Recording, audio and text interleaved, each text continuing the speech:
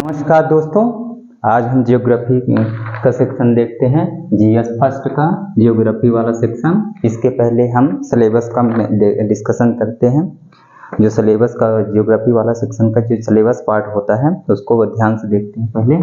तो इसमें सिलेबस में मेंशन किया हुआ है salient features of words geography, word geography. तो इसमें वर्ड्स जियोग्राफी में वर्ड फिजिकल जियोग्राफी,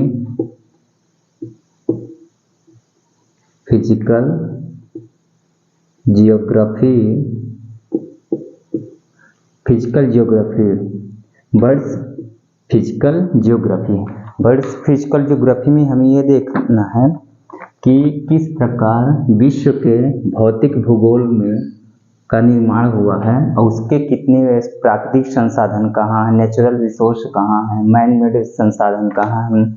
ये हमारे फर्स्ट उसमें जीएस का सेक्शन है। उसके क्या क्या विशेषताएं हैं ये फर्स्ट सेक्शन में पढ़ना है। सेकंड में क्या दिया गया है, इसके अंतर्गत हम 3 सेक्शन को डिवाइड करके पढ़ते हैं। पहला है कि भौतिक भूगोल में हमें उसकी अलग अलग टाइप्स देखना है। जैसे फॉर एग्जाम्पल के लिए स्थल मंडल में देखना है। स्थल मंडल के बारे में पढ़ना है। इसका सब टाइप्स में दूसरा है उसके जल मंडल के बारे में पढ़ना है। फिर इसके बाद तीसरा आता है वायुमंडल के बारे में पढ़ना है। और फिर चौथा आता है सेक्शन जैव मंडल के बारे में। जैव मंडल, ये हमारे जियोग्राफी फिजिकल जियोग्राफी के 4 सेक्शन हैं। और इस फिजिकल जियोग्राफी के हर पार्ट के अंदर एक सब पार्ट हैं, सभी का एक सब पार्ट है। फॉर एग्जाम्पल के लिए स्थल मंडल में हम ये देखेंगे, ये स्थल मंडल का जो सेकंड वाला पार्ट होता है सब पार्ट है। जैसे इसको एक पार्ट में डिवाइड कर लेते हैं तो स्थल मंडल में हम देखेंगे स्थल मंडल हो गया, जल मंडल हो गया, जल मंडल के हो गया, ये हो गया वायुमंडल, है जैव मंडल।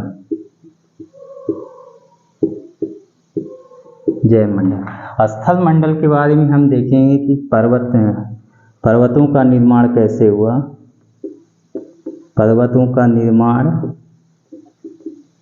ठीक, पठार कैसे निर्मित हुए, पठार, मैदान अर्थात पृथ्वी की बाहरी संरचना के बारे में, पृथ्वी की बाहरी संरचना के बारे में अध्ययन करेंगे।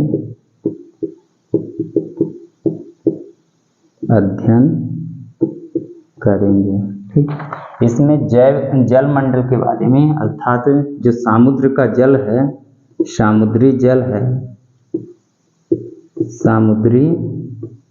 जल की क्या विशेषताएं हैं, इसके बारे में हम जल मंडल की कि समुद्र का जल कैसे गर्म होता है, गर्म एवं ठंडा होना, लवणता को देखेंगे कि समुद्र के जल में लवणता कैसे होती है, लवण कैसे होता है। समुद्र जीव जंतु के बारे में पढ़ेंगे, जीव जंतु, और समुद्र जलवायु कैसे प्रभावित है, जलवायु, वायु राशियाँ और जलधाराएं क्या होती हैं, जलधाराएं, तरंग क्या होती हैं, तरंगों के बारे में पढ़ेंगे। इसके बाद आता है सेक्शन पर, इसमें देखते हैं पर्वत, पठार हो गया, मैदान हो गया और आंतरिक संरचना में ज्वालामुखी कैसे निर्मित होते हैं, ज्वालामुखी भूकंप कैसे आते हैं, सुनामी कैसे आती है, इसके बारे में हम स्थल मंडल के बारे में। फिर आता है वायुमंडल। वायुमंडल के बारे में हम देखेंगे कि ये जो हमारे पृथ्वी के आसपास का वायुमंडल है, किस प्रकार पृथ्वी गर्म होती है, किस प्रकार वो ठंडा हो जाती है। पृथ्वी के वायुमंडल के संरचना के बारे में हम पढ़ेंगे कि पृथ्वी की मतलब कि वायुमंडलीय संरचना के बारे में हम देखेंगे। ठीक, सूर्य तप के बारे में देखेंगे। सूर्य तप, पृथ्वी का गर्म एवं ठंडा होना, पृथ्वी का गर्म एवं ठंडा होना, ये सब हम इसमें वायुमंडल के बारे में पढ़ेंगे। चौथा आता है हमारा जैव मंडल। जैव मंडल में हम ये देखेंगे कि हमारा इकोसिस्टम कैसे है, मतलब इकोसिस्टम के बारे में, पारिस्थितिकी तंत्र के बारे में पढ़ेंगे। दूसरा आता है बायोस्फीयर के बारे में, बायोस्फीयर। फिर ये आता है क्लाइमेट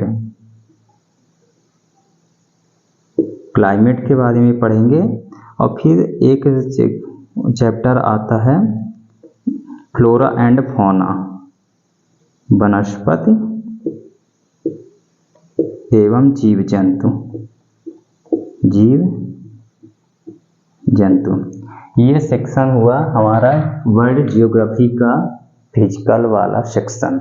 फिर इसके बाद आता है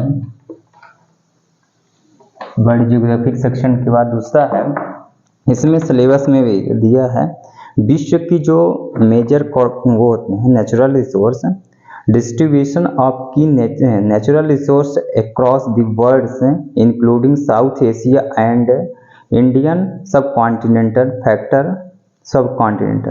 factor responsible for the location of primary, secondary and tertiary sectors industries in various parts of the world.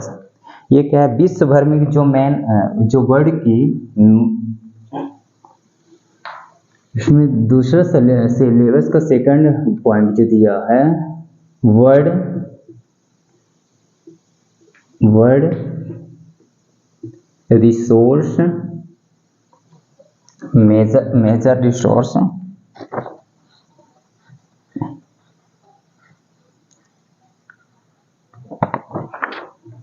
जो विश्व के मुख्य प्राकृतिक संसाधन हैं, प्राकृतिक संसाधन एवं औद्योगिक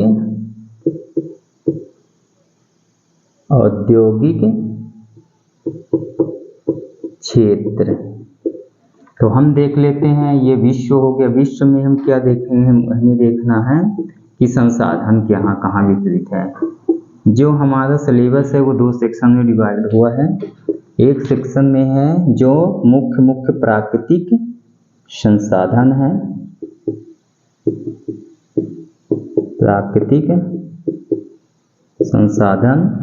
दूसरा है कि विश्व की प्राथमिक, द्वितीय औद्योगिक क्षेत्र, औद्योगिक क्षेत्र का वितरण,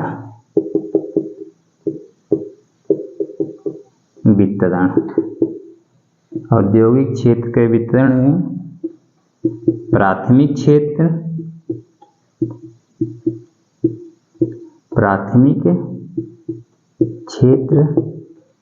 द्वितीयक क्षेत्र, तीसरा है तृतीयक क्षेत्र। हमें देखना है विश्व में, इसमें सिलेबस में दिया है कि विश्व भर के मुख्य जो प्राकृतिक संसाधन का वितरण कहाँ कहाँ है। इसमें देखना है south Asia plus south Asia एवं भारतीय उपमहाद्वीप को शामिल करते हैं। साउथ दक्षिण एशिया का जो मेन लैंड को देखना है और जो भारत के उपमहाद्वीप है उसको भी शामिल। फिर सिलेबस के सेकंड टॉपिक ने दिया है विश्व के जो विभिन्न पार्ट्स हैं जिसे प्राइमरी सेक्टर, सेकेंडरी और टर्सरी सेक्टर के उद्योगों को स्थापित करने के लिए कौन कौन से मेजर कारक होते हैं, जो मेन फैक्टर होते हैं। प्राकृतिक क्षेत्रक, द्वितीयक क्षेत्रक और तृतीयक क्षेत्र को जो स्थापित इंडस्ट्री लगाने का जो मेन कारण वो होते हैं कि प्राथमिक क्षेत्र किस किस कहाँ कहाँ स्थापित किया जाता है, उसका मेन कारण क्या होता है। तो इसके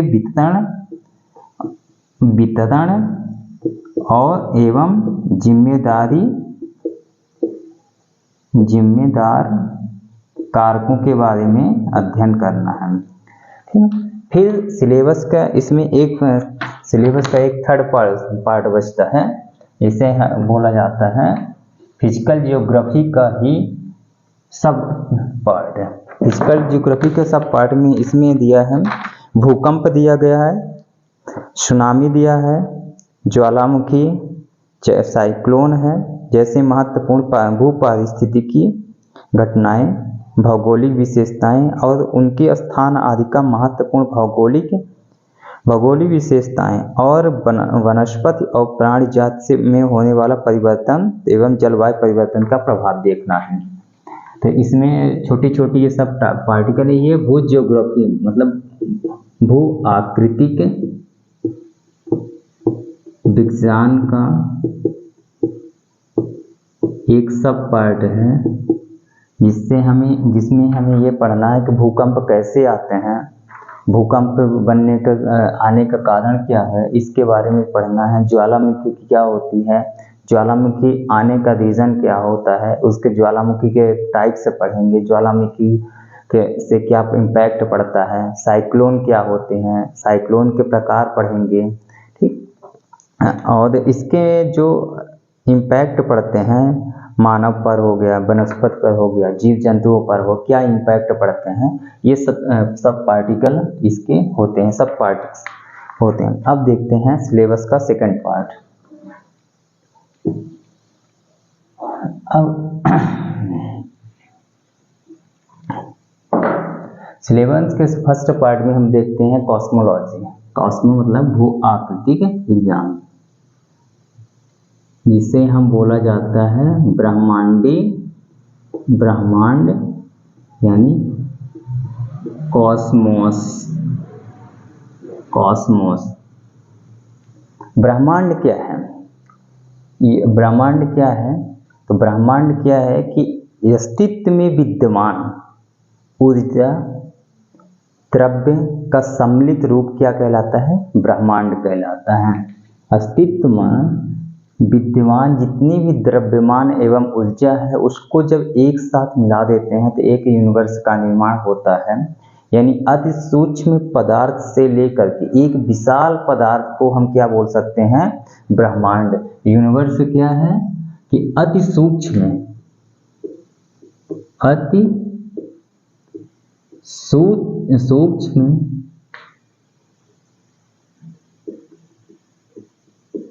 अति सूक्ष्म परमाणु से लेकर महाकाय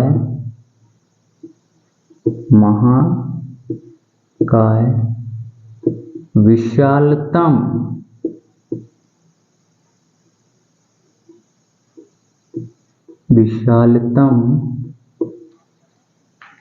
पदार्थ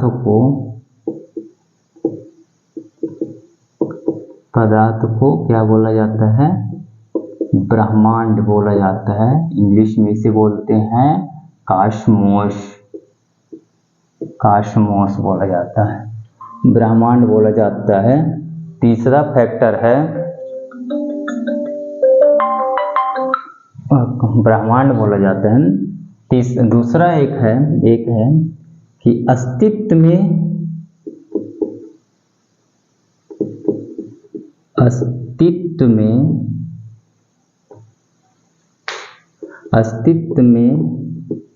विद्यमान विद्यमान द्रव्य एवं ऊर्जा के सम्मिलित रूप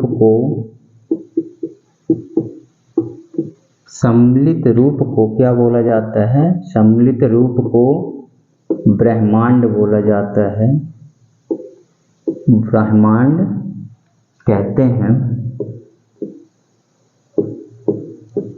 ब्रह्मांड कहते हैं। फिर ब्रह्मांड की उत्पत्ति को लेकर के नई नई धारणाएं आ गई कि ब्रह्मांड क्या है। डेफिनेशन तो जब मानव का जन्म हुआ तो उन्होंने ऐसे नॉर्मल ये कल्पना की कि जो जन्म के जैसे जैसे इसका विकास होता गया उसके बाद ब्रह्मांड की कल्पना आने लगी। फिर ब्रह्मांड की उत्पत्ति के संदर्भ में अनेक खगोल शास्त्रियों ने अध्ययन करना स्टार्ट किया। सबसे पहले उस खगोल शास्त्री का नाम है लगभग 140 ईसा पूर्व के आसपास ब्रह्मांड के अस्तित्व के बारे में थोड़ा बहुत अध्ययन करना स्टार्ट हुआ। तो उस अस्तित्व में क्या हुआ कि उत्पत्ति के संदर्भ में ये एक खगोल शास्त्री थे। खगोल शास्त्री का नाम था खगोल शास्त्री, खगोलज्ञ। ठीक, 140 ईस्वी के आसपास, 140 ईस्वी, एक होता है 1540 के आसपास, 43 में, 1543 में 140 में एक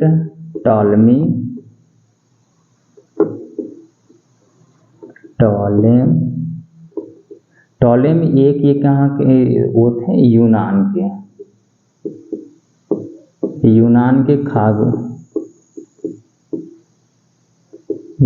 का खगोलज्ञ, यूनान के खगोल शास्त्री थे। इन्होंने एक अवधारणा दी जिसका नाम है जियोसेंट्रिक। अवधारणा का नाम है जियोसेंट्रिक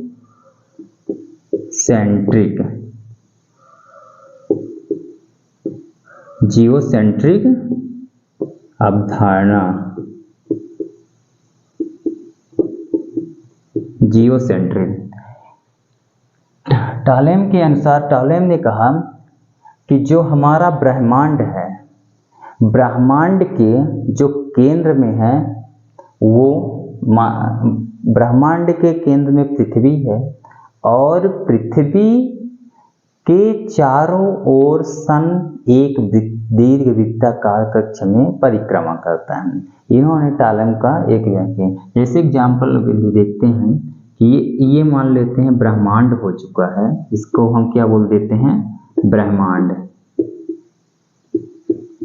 टॉलेम के अनुसार इन्होंने कहा कि जो हमारी ये अर्थ है, अर्थ के चारों तरफ एक दीर्घ वृत्ताकार कक्ष में सन जो है परिक्रमा करता है।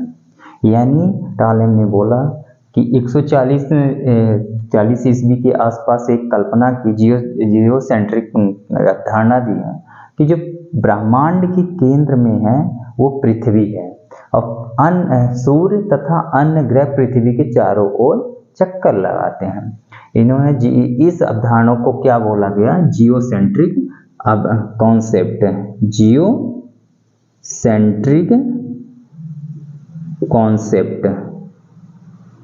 कॉन्सेप्ट बोला गया।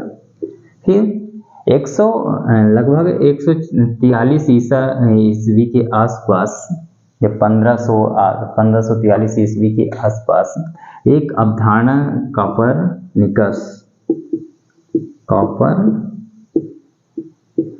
ने एक कॉन्सेप्ट लाया जिसको बोला गया हेलियोसेंट्रिक।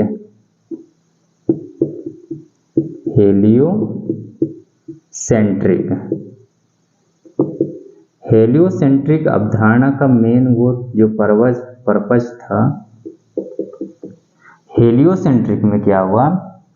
इन्होंने जब कॉपरनिकस ने बोला कि जो ब्रह्मांड के केंद्र में सूर्य है और पृथ्वी तथा अन्य ग्रह सूर्य के चारों तरफ वृत्ताकार, दीर्घ वृत्ताकार कक्षा में परिक्रमा करते हैं, इसे बोला गया हेलियोसेंट्रिक। तो मान लेते हैं ये क्या हुआ, ब्रह्मांड हो गया, अब ये क्या हो गया, अर्थ हो गई।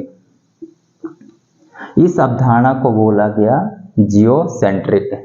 हेलियोसेंट्रिक और जियोसेंट्रिक। जियोसेंट्रिक में क्या हुआ कि पृथ्वी जो हुआ, जियोसेंट्रिक कॉन्सेप्ट ये कहती है कि ये मान लीजिए क्या है, यूनिवर्स ब्रह्मांड है और ब्रह्मांड के बीच में अर्थ है और अर्थ के चारों ओर दीर्घ वृत्ताकार कक्षा में सन परिक्रमा करता है। ये किसने, ये जियोसेंट्रिक कॉन्सेप्ट है। फिर 1543 ईस्वी के आसपास कोपरनिकस ने एक सिद्धांत दिया जिसे हेलियोसेंट्रिक बोला जाता है।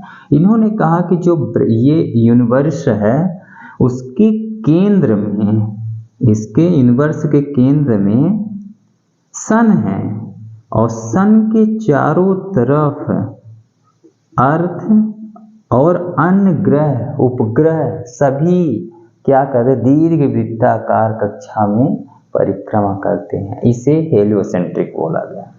अब फिर क्या हुआ कि ये अवधारणाएं तो चलती गए, फिर क्या हो गया, अनेक लगभग 1920 से लेकर के लगभग 70-80 के दशक में ब्रह्मांड की उत्पत्ति के संदर्भ में एक व्यवस्थित तरीके से क्या हुआ, स्टडी की गई। ब्रह्मांड की लगभग 1970, 60 या 70 के दशक से ब्रह्मांड के अध्ययन के बारे में व्यवस्थित तरीके से अध्ययन किया जा रहा है। ब्रह्मांड का व्यवस्थित अध्ययन, ब्रह्मांड का व्यवस्थित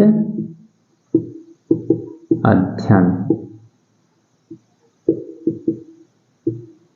ब्रह्मांड के व्यवस्थित अध्ययन के लिए कुछ खगोल शास्त्री ने व्यवस्थित तरीके से उसका अध्ययन किया और तरह तरह के सिद्धांत प्रस्तुत किए। उन सिद्धांत का सबसे 2-3 सिद्धांत आया है।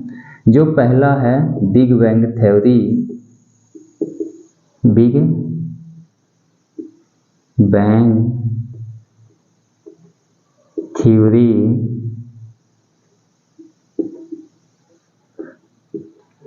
थ्योरी ये जॉर्ज लैमेंटन ने, जॉर्ज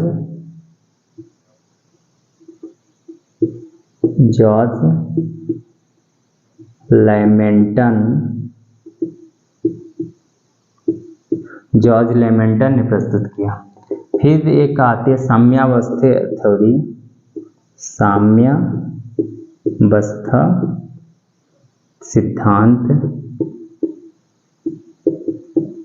सिद्धांत या इसमें क्या है, थॉमस गोल्ड और एवं वांटी ने दिया,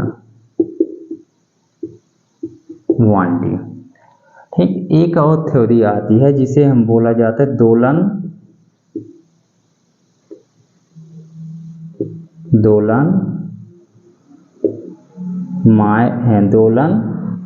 सिद्धांत। दोलन सिद्धांत, इन सिद्धांतों में से सबसे मेन जो सिद्धांत है बिग बैंग थ्योरी है।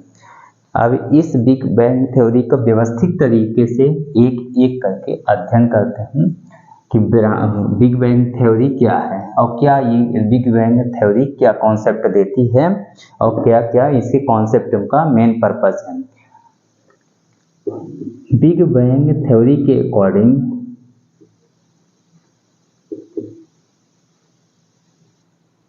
बिग बैंग थ्योरी के अनुसार है, बिग बैंग थ्योरी के अनुसार ब्रह्मांड की उत्पत्ति आज से लेकर के 1317 अरब वर्ष पहले हुई थी, घटना घटी थी। लैमेंटन ने कहा कि जो बिग बैंग जो सिद्धांत लाए हैं तो उन्होंने कहा कि जो ब्रह्मांड की उत्पत्ति हुई है 13.7 अरब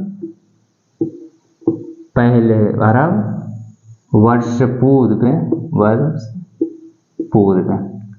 लैमेंटन ने कहा कि जब ब्रह्मांड की उत्पत्ति कब हुई, लगभग आज से 13.7 अरब वर्ष पूर्व। उन्होंने कहा कि एक पदार्थ था मान लीजिए ये पदार्थ है, एक पदार्थ था, इस पदार्थ का जो आयतन था, आयतन क्या हो, वेलोसिटी जो होता है, तो वो सूक्ष्म था, और उसका डेंसिटी, घनत्व और तापमान इनफाइनाइट यानी अनंत था, अनंत। अब क्या हुआ कि जब किसी पदार्थ का आयतन बहुत अति सूक्ष्म हो जाता है और टेम्परेचर और डेंसिटी बहुत ज़्यादा होती है तो उसमें विस्फोट होता है। अचानक से कि जब टेम्परेचर हाई था और आयतन बहुत सूक्ष्म था तो घनत्व क्या हुआ, इसके बाद क्या हुआ कि इस पदार्थ में विस्फोट हुआ। कब? आज से लगभग 13.7 अरब वर्ष पहले। इस वजह से ये जब पदार्थ का विस्फोट हुए तो इसमें से बहुत सारे अनंत क्या हुए, पदार्थ निकले। ऐसे मान लीजिए इस अनंत पदार्थ के धीरे धीरे कुछ डस्ट निकला, कुछ पदार्थ बने। इस अनंत पदार्थ को क्या बोला गया? ब्रह्मांड। क्या बोला गया? ब्रह्मांड बोला गया। इस ब्रह्मांड में कहा गया कि जब ये पदार्थ का विस्फोट हुआ तो इसमें से लगभग 1 लाख ब्रह्मांड का निर्माण हुआ। ब्रह्मांड का निर्माण हुआ। अब हम इस 1 लाख ब्रह्मांड में से एक ब्रह्मांड को ले लेते हैं। मान लीजिए इस ब्रह्मांड को ले लिया,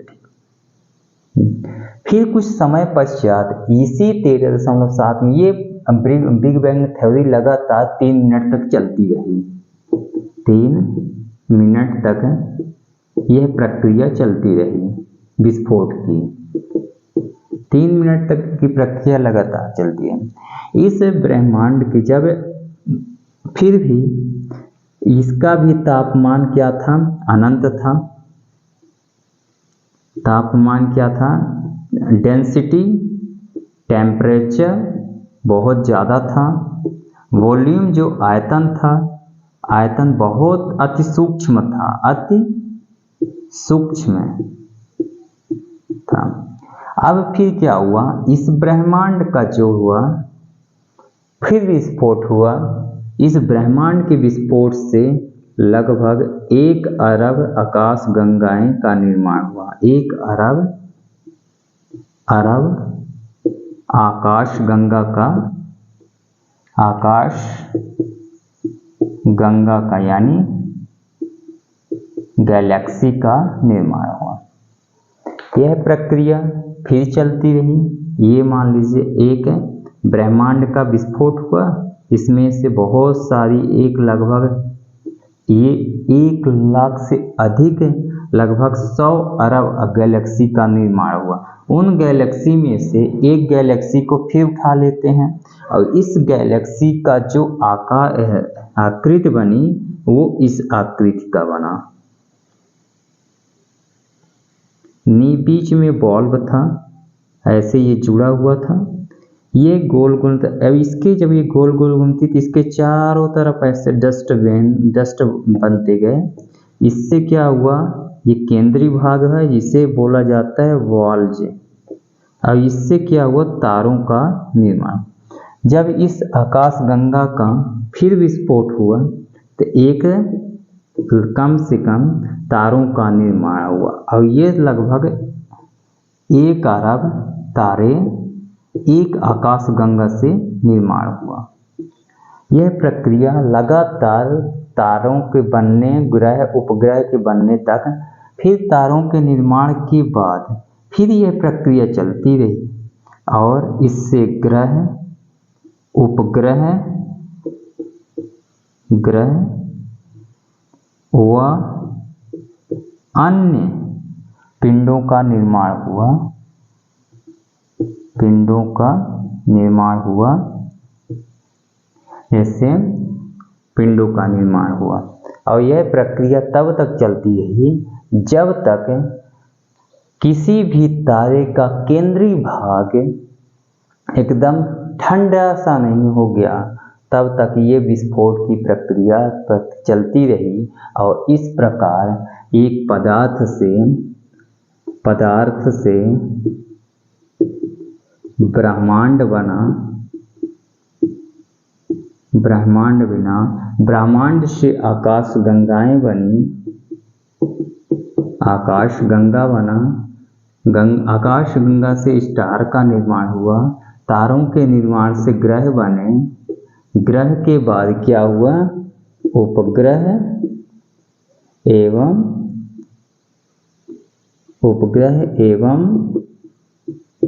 अन्य छोटे पिंडों का निर्माण हुआ। ये तो आकाश गंगा की। फिर वैज्ञानिकों ने इसकी आकाश गंगा की जो प्रामाणिकता है उसको ठोस तरीके से प्रस्तुत करने के लिए फिर अध्ययन चालू और विशेषता, और लगभग 2000 के आसपास नासा ने ये पुष्टि कर दी कि जो ब्रह्मांड है, जो यूनिवर्स है, इसका विस्तार भी हो रहा है और एक ब्रह्मांड में बहुत सारे स्टार हैं। ये मैप के द्वारा फिर क्या हुआ कि 2010 के आसपास CERN मतलब यूरोपीय सेंटर फॉर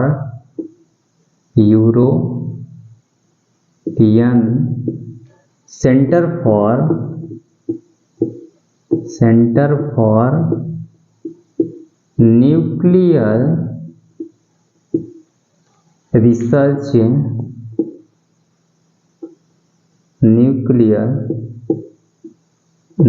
रिसर्च ने ब्रह्मांड की उत्पत्ति के बारे में एक प्रयोग किया और वो हिग्स बोसान नामक एक पदार्थ का निर्माण करना चाहते थे।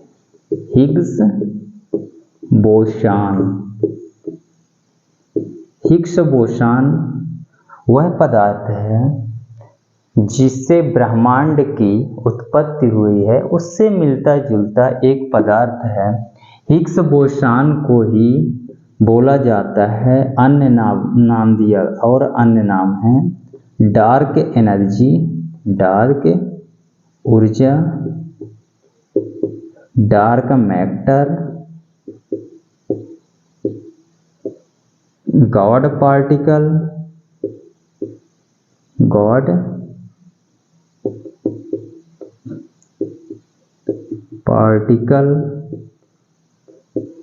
और सब पार्टिकल ऑफ एटॉमिक, सब पार्टिकल एटम, इस नाम से पुकारा जाता है। हिग्स बोसान वह पदार्थ है जिससे ब्रह्मांड की उत्पत्ति हुई है, उससे मिलता जुलता एक पदार्थ है। हिग्स बोसान में क्या हुआ कि यूरोपीय सेंटर फॉर रिसर्च न्यूक्लियर ने लगभग 2010 में पृथ्वी के अंदर मतलब आंतरिक भाग में 100 किलोमीटर की लगभग 27 किलोमीटर की गहराई में एक गड्ढे में क्या हुआ कि हिग्स बोसान नामक पदार्थ को